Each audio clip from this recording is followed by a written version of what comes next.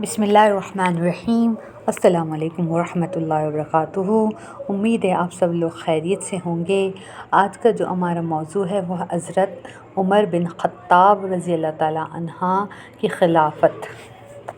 حضرت عمر بن خطاب خلافت سنبھالنے کے بعد بیت المال میں آئے تو لوگوں سے پوچھا کہ حضرت ابوبکر رضی اللہ تعالیٰ عنہ کیا کیا کرتے تھے، تو لوگوں نے بتایا کہ وہ نماز سے فارغ ہو کر خانہ کا تھوڑا سا سامان لے کر ایک طرف کو نکل جایا کرتے تھے۔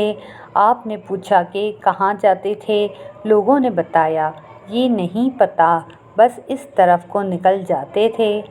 آپ رضی اللہ تعالیٰ عنہ نے کھانے کا سامان لیا اور اس طرف کو نکل گئے۔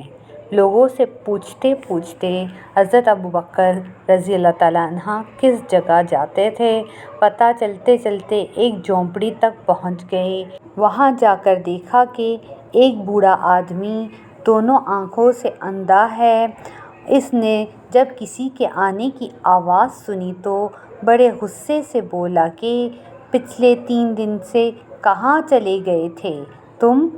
آپ رضی اللہ تعالیٰ عنہ خاموش رہے اور اس کو کھانا کھلانا شروع کیا تو اس نے غصے سے کہا کہ کیا بات ہے، ایک تو 3 دن سے نہیں آئے اور کھانا کھلانے کا طریقہ بھی بھول گئے ہو۔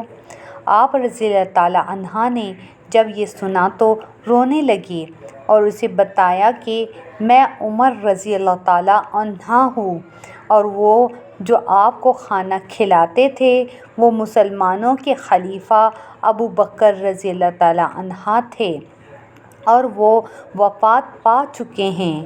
جب اس بوڑھے نے یہ بات سنی تو کھڑا ہو گیا اور کہا، اے عمر رضی اللہ تعالیٰ عنہ، مجھے کلمہ پڑھا کر مسلمان کر دے۔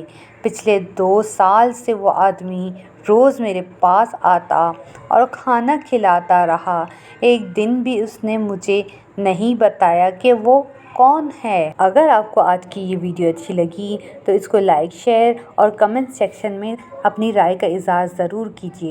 اگر آپ نے ہمارے چینل کو سبسکرائب نہیں کیا تو ابھی سبسکرائب کر لیں تاکہ ایسی انفارمیٹیو ویڈیوز آپ تک بر وقت پہنچتی رہے۔ شکریہ۔